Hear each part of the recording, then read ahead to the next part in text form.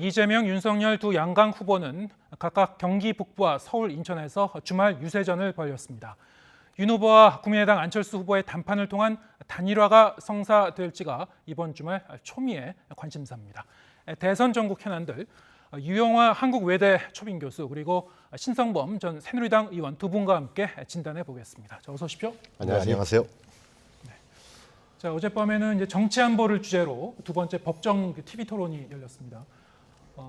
이번 대선에 이제 이 대선 후보 4명의 이제 주요 후보 간의 TV 토론은 뭐 2번이 아니라 사실은 이제 4번째라고 할 수도 있겠죠. 이 토론회가 이제 거듭되면서 좀 더 이제 내용도 좀 다듬어지고 좀 진화되면 좋을 텐데 어제 그 토론 내용은 좀 어땠습니까? 좀 더 좀 나아졌습니까? 저는 뭐 안철수 후보라든가 심상정 후보, 특히 안철수 후보 같은 건 상당히 진일보한 것 같아요. 네. 과거에 안철수 그러면 이제 그 전번에 대선에 나왔을 때 MB 아바타입니까? 해갖고 근데 상당히 예리하게 물어보고 그리고 내용도 상당히 갖추어진 것 같다. 심상정 후보도 이전에 봤을 때는 상당히 좀 불균형하게 이렇게 했었는데 어제 같은 경우는 나름대로 균형을 잡으면서 날카로운 질문을 하면서 이제 제3후보로서의 면모를 보였다 생각이 들고요. 특히 이재명 후보도 이번 말고 전번 토론회 같은 게 좀 굳어 있었어요. 상당히 표정이 굳어 있었고 뭔가 좀 얼굴도 좀 상기돼 있었고 대장동 문제 나왔을 때. 근데 어제 같은 건 상당히 여유 있게 상당히 그 심상정 후보의 공격에도 다 수용하겠다. 지지율 상황하고 좀 관련이 있는 건가요? 반성하겠다. 예. 뭐 이제 그런 부분들을 보였어요. 반면에 윤석열 후보는 제가 좀 따끔한 얘기를 하면은 크게 나아진 것 같지가 않다. 그러니까 지난번 토론회 경제 토론에서도 그 리백이라든가 이런 문제의 무지를 상당히 드러내지 않았습니까? 근데 어제 토론회에서도 마찬가지로 그때도 그랬지만 그 디지털 데이터 경제 자기 공약에 대해서도 정확히 몰랐는데 이번에도 마찬가지로 식량 안보라는 자기의 공약의 내용도 정확히 모르고 있다. 식량 안보라는 부분에 대해서 이재명 후보가 설명해 줄 정도로 그것을 쌀이 생산이 안 되면 더 거둔다라는. 그것은 이제 자원이라든가 재난이라든가 이러한 기후 위기 변화에 있어서 국가가 밀이나 콩 같은 거를 비축해 두는 거 아니겠습니까? 그 문제에 자기 공약에 대해서 잘 모른다. 그리고 전략핵과 전술핵에 대해서도 그 개념을 전혀 모르는 것 같아요. 어떻게 전략핵을 지금 IBM이라든가 ICBM이라든가 SLBM을 통해 갖고 이 전략핵을 원거리로 쏠 수 있는 이미 무기 체계가 완성되어 있는데 그걸 전투기가 가서 가져온다. 전술핵의 부분에 대해서 전략이 헷갈려가고 있다. 스스로 주장했던 안보 문제에 대해서 그냥 목소리만 사실상 좀 높였을 뿐이지 그 안보의 구체적 내용들 그리고 국제적인 관계가 어떻게 진행되는지 우크라이나 사태도 마찬가지고요. 그것이 외교 국제적으로 어떠한 문제에서 발생했는지 이런 부분에 대해서 좀 상당히 국가 지도자로서 한계를 어제 드러낸 게 아니냐 그런 생각이 듭니다. 저는. 네. 신 의원님도 좀 총평을 해주시죠. 무슨 어제 그 핵 문제에 대해서 지나칠 정도로 뭐라 그럴까 내 후보 모두 다 좀 아는 척을 많이 했다는 느낌이 들어요. 이게 사실 군사 전문가가 평가해야 될 부분이긴 한데 네. 제가 볼 때는 이거는 뭐 우리가 흔히 하는 말로 뭐 사드의 고각도가 몇 도야 되는지 이런 문제에 대해서는 이 정치 지도자가 되려는 사람들은 큰 흐름만 알면 되는 건데 이걸 뭐 그렇지 그런 느낌이 들었고 또 하나는 다들 좀 성급했다. 특히 제가 이제 그 뭐 이재명 후보가 말 잘하는 거 하는 건 다 알겠고 논리적이고 굉장히 준비를 많이 한 건 알겠는데 네. 태도에 있어서 아주 저는 상당히 많이 거슬려요. 어떤 부분이 있냐면은 이게 관점과 보는 시각에 따라서 차이가 나는 것을 굉장히 단언하고 규정을 하는 버릇이 있더라. 예를 들어서 윤석열 후보에 대해서 입만 열면 거짓말이라든지 이런 부분에 대해서는 그건 보는 사람이 판단하는 건데 거짓말이다. 그리고 검사를 계속 해야 돼. 그러면 초보 정치인 특히나 어제 우크라이나 사태와 비교해서 우크라이나를 어떻게 규정했냐면 결국은 초보 정치인이 6개월짜리가 대통령이 돼서 러시아를 자극하는 바람에 저 일이 일어났다는 논지였단 말이에요. 네. 그러니까 자꾸 이제 윤석열 후보를 향해서 초보 정치인이 험한 말, 거친 말을 쏟아내면 전쟁이 올 수다. 이런 자꾸 비유적으로 하려는 그런 태도나 의도 이런 게 국민들이 보기에는 어떻게 봤을까? 저는 좀 걱정스러운 측면이 있었고 또 하나는 윤석열 후보 같은 경우는 제가 볼 때는 보는 시간에 따라서는 우리 유 교수님처럼 준비가 안 돼 있다고 볼 수도 있겠지만 저는 오히려 저 양반이 인성적으로 참을성이 많은 사람이다라는 느낌이 들 정도였어요. 그러니까 아는 걸 설명을 잘 못한다. 뭐 아는 거 좀 있는 것 같은데 말을 잘 못하는 거 아니냐. 그리고 표현을 잘못할 뿐이지 참을성이나 이런 그런 것은 오히려 뭐랄까 듬직하다는 느낌을 줄 수도 있겠다. 뭐 보는 시간에 따라 다를 수 있겠다. 저는 그래 봐요. 예, 알겠습니다. 뭐 이 토론회를 보면서 각자 이제 뭐 유권자마다 각 마음속에서 각기 다른 이제 성적표를 매겼을 것 같은데요. 그럼 이제 주관적인 이제 평가를 좀 해봤습니다. 뭐 도움이 되셨으면 하고요. 또 어제 토론회에서 이재명, 윤석열 두 양강 후보는 상대를 향해서 대장동 몸통이라고 몰아세우면서 설전을 이어갔는데요. 관련 발언 직접 듣고 얘기 이어가겠습니다. 우리 이재명 후보하고 독대에서 결재받았다는 이런 식의 서류 결제 내용들 이런 게 다 지금 발견이 됐습니다. 정말 윤 후보님 정말 문제십니다. 그들에게 도움을 준 것도 윤 후보님이죠. 저축은행 비리 수사 봐줬지 않습니까? 이제 그만 부탁해라, 더 못 봐주겠다 그랬다. 이런 명확한 녹취록이 있는데 저는 윤석열 게이트다, 이게. 윤석열의 몸통이다 이렇게 생각합니다. 제가 뭐 성남시장을 했습니까? 뭐 경기지사를 했습니까? 마치 이완용이 안중근에게 그 나라 팔아먹은 사람이라고 하는 얘기랑 똑같은 거지. 네, 뭐 토론회마다 뭐 어김없이 이 대장동 의혹 관련 공방이 좀 이어지고 있는데요. 양쪽 후보가 뭐 윤석열 게이트다, 이재명 게이트다 이렇게 공방을 벌이는 모습이 사실은 뭐 이 주중에도 계속 그 각 당 간에 설전을 벌이는 그런 그 내용들이 이제 좀 동호 반복돼서 더 이제 확장되는 그런 그 모습을 보고 있는 것 같습니다. 전체적으로는 어떻게 보셨습니까? 일단 거기서 어제 나온 중에서 중요한 사실은 이제 부산저축은행 불법 대출 사건 예.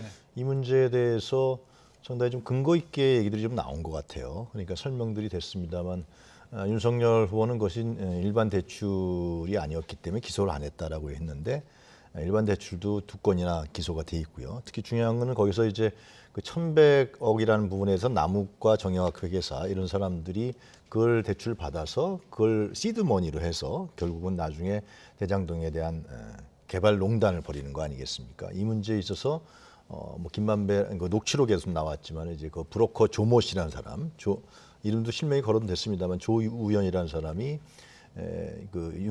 윤석열 후보가 주임 검사의 시절에 들어갔는데 사실상 제대로 수사도 안 받고 또 그 전에 김만배 그 나온 녹취록입니다만 거기서 들어가서 커피 한 잔 먹고 나오면 될 거 잘해줄 것이다. 근데 실제로 그 조모 씨라는 사람이 들어갔더니 상당히 주임 검사가 잘해주더라. 이런 부분들이 결국은 이제 이 대장동 개발농단의 시드머니가 됐던 부산저축은행 특별 그 저축은행 불법 대출 사건 이 문제에 윤석열 후보가 깊이 관여돼 있었다라는 부분들을 어제 정황상 이제 했는데 이 문제에 대해서 윤석열 후보가 명확한 답을 전 못 내놨다고 생각합니다. 결국은 이제 야권이라든가 윤석열 후보가 계속해서 이재명 후보에 대해서 공격했던 당신이 대장동의 실제로 설계자 아니냐 이런 부분들은 사실상 어떤 근거라든가 정황이라든가 이런 부분들이 명확하게 드러나지 않은 상황이기 때문에 주로 계속해서 이제 김만배 녹취록 이런 부분에서 윤석열 후보에 대한 연관성이라든가 이런 얘기들이 나오는 거 봐서는 물론 이제 더 나오겠지만 그것이 밝혀지겠지만은 최근에 와서는 대장동 개발 문제는 이재명 후보라기보다도 윤석열 후보가 뭐 게이트인지 몸통인지 제가 그것까지는 모르겠습니다. 그러나 현재까지 나온 언론 보도라든가 녹취록을 근거로 해서 종합해 볼 때는 윤석열 후보가 상당히 연관성이 더 깊다 이렇게 우리가 판단할 수밖에 없을 것 같습니다. 네, 좀 어떻게 보셨습니까? 윤석열 게이트다, 윤석열이 몸통이라는 논리는 뭐 전혀 제가 볼 때는 사실과 부합하지 않은 거죠. 그러니까 왜 이런 소리를 하느냐. 자기 책임을 떠넘기기 위해서 하는 거죠. 예를 처음부터 김만배가 이야기했다는 뭐 윤석열 영장 들어오면 죽어.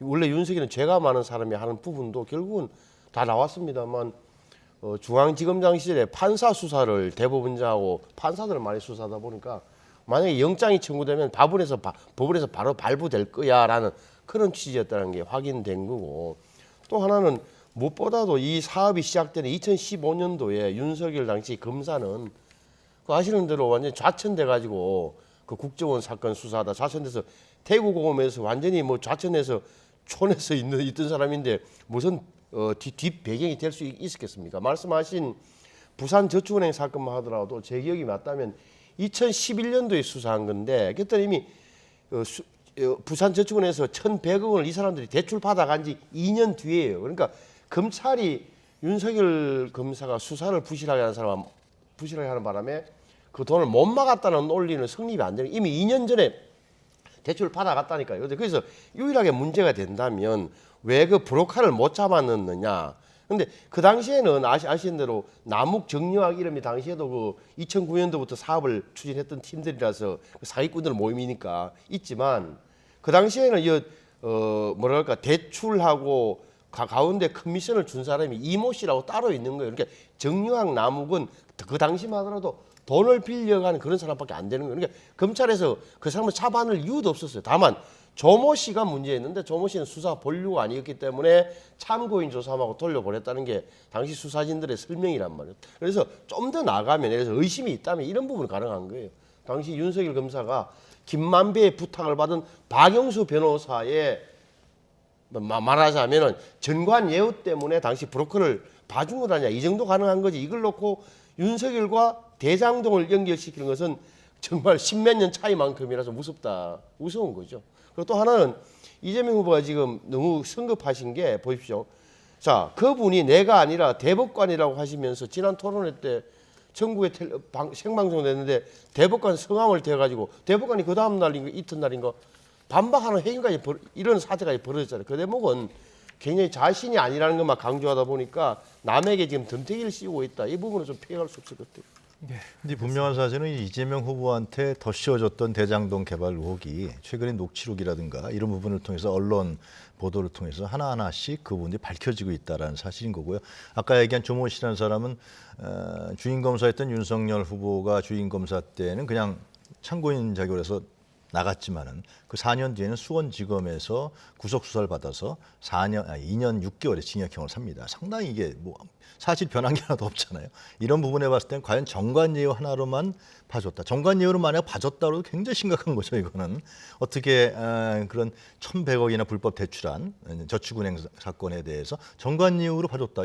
이거야말로 더 심각한 것이다. 그런데 정관예우보다도 뭔가 다른 이제 박영수 특검과 윤석열 후보는 상당히 깊은 관계가 있다는 거로 좀 알려져 있기 때문에 그러한 충분히 의심과 우려를 할 만한 사항이다 저는 봅니다. 이 조모 씨 부분 자꾸 제가 뭐 깊이 들어가기 싫은데, 조모 씨가 10억 원의 대출 커미션을 주었다는 사실이 그때 그게 드러났는데 덮었다면 큰 문제죠. 그런데 이 부분은 나중에 4년 뒤에 나온 부분이에요. 왜냐하면 이게 예금보험공사에서 고발하는 바람에 그 당시에는 이런 내용이 안 하고 참고인, 그러니까 청와대 모 수석 비서관에게 돈 주는 과정에서 개입한 참고인으로 조사를 받고 끝났다는 거거든요. 이 부분은 조금은 사건의 성격에 대해서 좀 더 깊이 파고 팩트 체크를 할 필요가 있는 거예요. 네, 알겠습니다.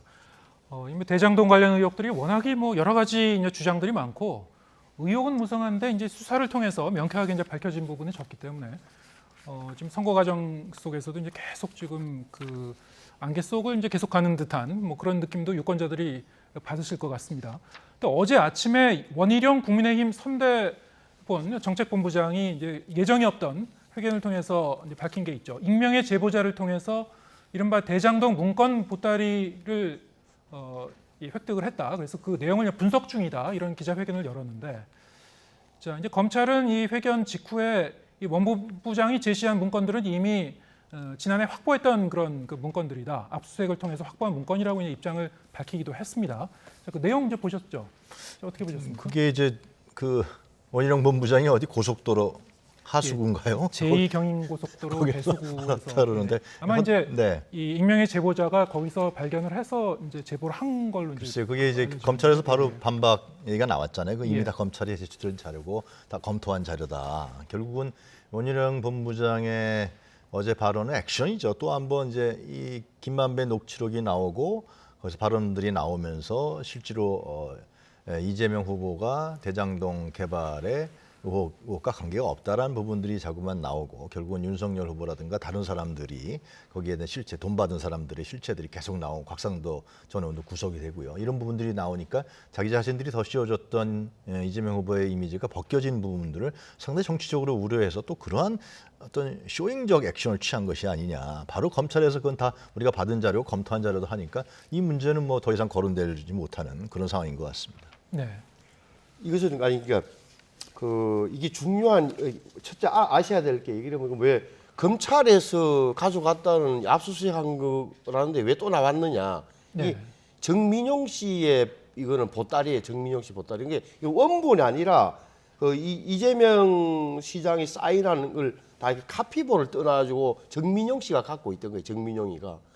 그러니까 검찰도 가질 수 있고 그 원희룡 본부장이 제가 볼 때는 이제 입수했다는 건데 원희룡 본부장이 그걸 주술 리가 없잖아요. 그러니까 쉽게 하면 배수로에 청소하는 한국도로공사의 직원들이 발견해가지고 제가 보기에는 보니까 뭔가 이상하니까 아마 야당 국회의원한테 제보를 했고 그게 흘러서 원희룡 본부장한테 일타 강사로 알려진 원희룡 본부장이 저걸 이제 공개한 거예요. 국민의힘이 그렇게 지금 어제 얘기를 한 건데 이것이 이제 진본인지 아닌지는 이제 더 확인해 봐야 되겠지만 전반적인 정황을 봤을 때 이렇게 추정이 된다라고 이제 얘기를 한 거죠. 당연히 예. 최소한 그래도 그걸 뭐 어떻게 그걸 공작을 해서 어떻게 또 조작을 했겠어요. 근데 예. 중요한 건 뭐냐?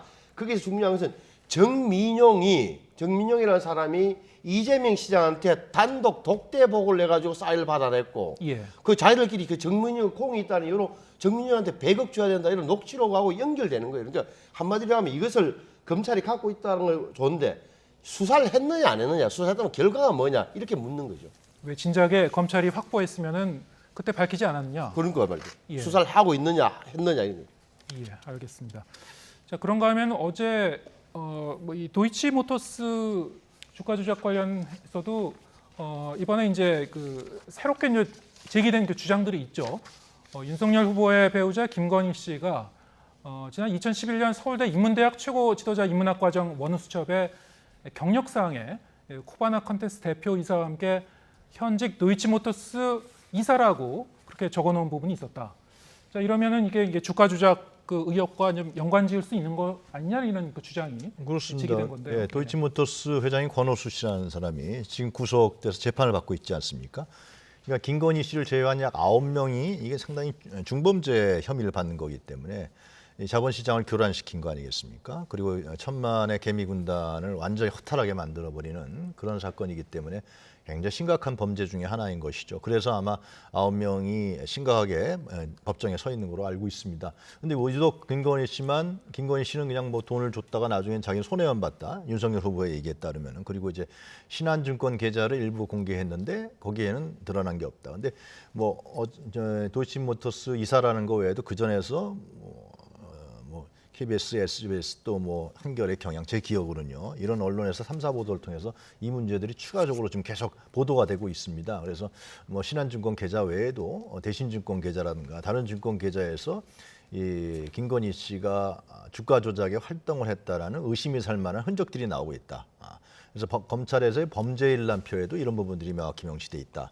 이런 얘기를 통해왔고 약 40여 차례 그리고 50억 정도의 주가 조작을 한 흔적이 있고 이것이 전체 주가 조작 액수의 7.7%다. 이러한 보도도 나온 걸로 제가 알고 있습니다. 그리고 실제로 SBS 보도는 뭐 나중에 국민의힘에서 항의는 했습니다마는 일부분에서 전체가 아니고 일부분에서 9억의 차익을 봤다. 이런 언론 보도도 있는 게 사실입니다. 이런 걸 종합해 봤을 때는 이게 뭐 한 군데서 오래간만에 나온 게 아니라 연이어서 이런 것들이 나온 걸 보면은 상당히 김건희 씨가 상당히 깊이 관련되어 있는 거 아니냐. 지금 앵커께서 말씀하신 대로 자기는 전혀 관계가 없다 그러는데 손해를 봤다 그러는데 도이치모터스 이사로 재직하고 있는 이런 부분들이 나왔기 때문에 이 부분은 특히 이제 김건희 씨가 지금 검찰 소환에 응하지 않고 있잖아요. 응하지 않고 있고 대선 이후에 가겠다라고까지 얘기하고 있어요. 이 참 말이 안 되는 거죠. 이거는 그 법조계라든가 이쪽에 봤을 때 이 주가 조작이면 이건 체포할 만한 사건이다 이렇게 얘기하는 것이 지금 얘기들인데 중론인데 이 굉장히 심각한 문제로 되는 것 같고요. 이건 뭐 단순하게 어떤 대통령 후보의 부인 문제뿐만이 아니라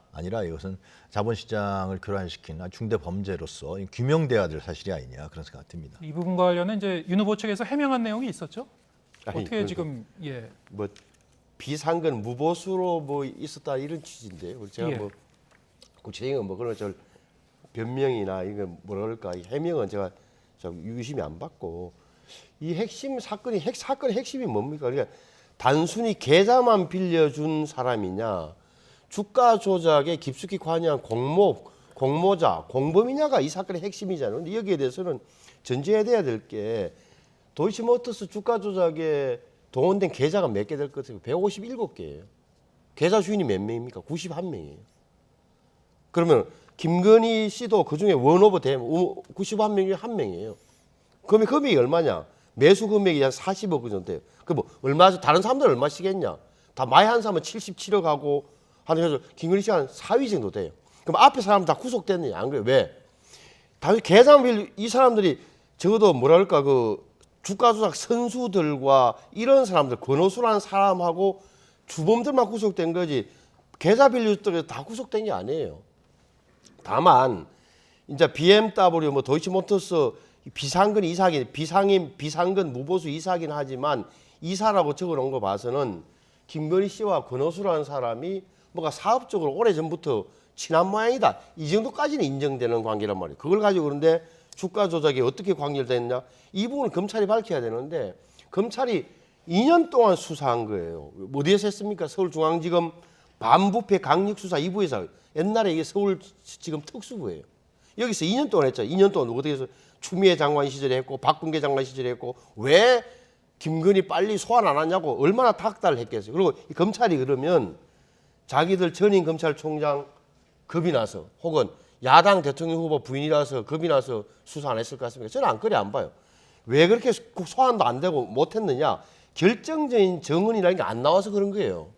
그렇게 보는 게 상식이 맞는 거예요 지금은. 그래서 아하 김건희와 권오수 관계가 사업적으로 뭐가 연결돼 있다 인정. 하지만 저 단순한 진짜 계좌만 빌려준 사람인지 정말 공범까지 가는 수준에 대해서는 검찰이 답을 못 내놓고 있는 거예요. 예, 그 당시에는 뭐 검찰이 고의로 그랬던 아니면 뭐 일부러 그랬던 일부러 뭐 실수로 그랬던 결정적인 증거가 안 나왔지만 지금 보면은 이제 장모인 최은순과의 통정 거래를 했다라는 언론 보도도 나와 있고요. 실제로 어떤 경우에 언론 보도는 김건희 씨가 하루에 동일날 매도를 했는데 다른 공범이 그걸 매수했다. 이러한 얘기까지 나올 정도군요. 지금 이게요. 그러니까 상당히 구체적으로 지금 얘기가 나오기 때문에 이 김건희 씨가 이런 부분에서 확정적인 얘기를 해줘야 되는 것이지. 이후에 윤석열 후보는 이 문제에 대해서 전혀 얘기가 없어요. 아니 신한증권 계좌 일부만 공개했을 뿐 경선 과정에 굉장히 심각한 상황이 아니냐 저는 그렇게 봅니다. 알겠습니다. 아니 저는 이제 그렇게 설사 이렇게 지금 윤석열 후보의 말이 좀 바뀌었잖아요. 처음에는 우리 집사람이 손해보고 팔았다 그러더라. 나중에는 사고 팔고 해서 얼마나 이익을 받는지 우리도 얼마나 이익을 받는지 몰라요. 언론 보도만 해도 언론 보도도 공소장에는 공범들의 공소장에는 김건희 이름이 하나도 안 나오는 거예요. 공소장에 붙어 있는 범죄 일람표를 보니까 김건희라는 이름은 없고 뭐 했는데 따져보니까 김건희 같다 해서 언론에서 맞춰보는 게 뭐 얼마 벌었다더라 이렇게 돼 있는 거란 말이에요. 이 문제는 검찰이 밝혀주는 거예요. 또 하나 검찰이 설사 밝힌다 하더라도 이게 언제 일입니까? 2011년 1월 3월 1일이에요. 두 사람이 언제 결혼했습니까? 윤석열, 김건희가? 2012년 3월이에요. 그러니까 어떻게 결혼하기 1년 전에 돈 벌던 사업하는 여자 사업가가 권오수와 어쩌고 이렇게 된 걸 갖다가 지금 와서 계속 윤석열 후보에게 묻는 거는 좀 어색하다 저는 그래 봐요. 알겠습니다. 지금 뭐 대선까지 11일밖에 남지 않았는데 의혹은 뭐 계속 제기되고 있는데 이런저런 뭐 양측 후보에 대한 의혹이 제기되고 있습니다. 상당 부분이 이제 검찰 수사를 통해서 밝혀져야 될 부분들이 많이 있죠. 유권자들이 어떻게 판단하실지 잘 모르겠습니다. 좀 더 투명하게 관련 정보들이 좀 공유가 되고 공개됐으면 좋았을 텐데요, 말이죠. 뭐 이제 아직도 또 토론회가 하나 더 남았으니까요. 거기서 또 어떻게 지금 그 논쟁이 지금 그 전개되는지 봐야 될 것 같고요. 지금 뭐 시간이 뭐 얼마 남지 않았습니다만 두 분께 그러면은 지금 뭐 초미의 관심사가 이제 이 후보 단일화 문제니까요. 그 부분에 대해서 어떻게 전망하시는지 짤막하게 한 말씀씩만 이제 부탁드리겠습니다. 일단 뭐 윤석열 후보가 최근에 지지율 하락이라든가 여러 가지의 악재라든가 이런 부분을 봤을 때는 남은 선택은 결국은 단일화밖에 없을 거라고 생각합니다. 그래서 결국은 이제 안철수 후보가 제안했던 국민 여론조사의 단일화를 받을 것이냐. 근데 아마 주말에 그 변화가 저는 있지 않을까 생각합니다. 그래서 결국은 이제 그렇게 되면 안철수 후보의 태도가 문제가 되는데 이제 올해 토론회에서 공론화되지 않았습니까? 후보 단일화라는 부분이 결국 거래성이 짙은 거 아니냐. 그래서 안철수 후보가 얘기했던 다당제와 후보 단일화라는 것은 이거 엇박자가 나는 거거든요. 자기 자신이 후보 단일화해서 제1야당과 후보 단일화를 한다라는 것은 뭡니까? 자기가 주장했던 다당제를 포기하고 양당제 포획으로 들어간다는 것인데 자기의 대통령 권력에 대한 부분으로 생각으로 그 부분이 포획된다는 것인데 그럼 안철수 후보가 얘기했던 다당제라든가 새로운 정치는 완전 물거품이 돼버리는 건 말이죠.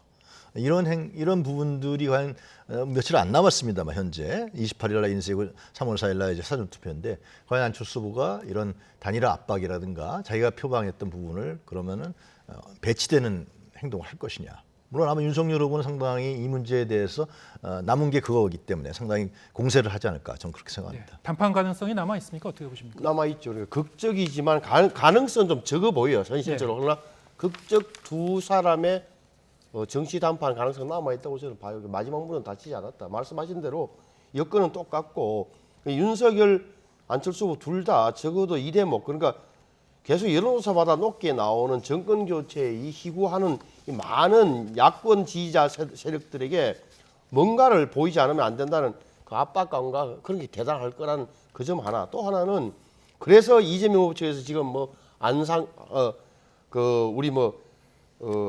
안철수 심상정 후보는 물론 심지어는 뭐 조원진 후보까지도 공화당에 그렇게 반윤 연대 그러니까 어떻게 보면 정권 교체가 아니라 정치 교체로 넘어가면서 역으로 윤석열 후보를 포위하는 전략을 구사하는 게 안철수 심상정 후보도 다 알고 있기 때문에 합류하기는 어렵고 그렇다면 남는 것은 저 안철수 윤석열 단일화인데 저는 뭐 가능성은 적지만 문은 아직 열려 있다. 그런데 시점은 오늘이나 내일 될 거라고 봐요. 예, 알겠습니다. 이 대선 날짜가 이제 코앞에 다가오고 있는데 아직도 접전 양상이기 때문에 이런 그 변수들이 어떻게 작용하는지 잘 지켜봐야 될 것 같습니다. 자, 오늘 대선 전국 현안 이용화 한국외대 초빙 교수 그리고 신성범 전 새누리당 전 의원 두 분과 함께 진단해 봤습니다. 고맙습니다.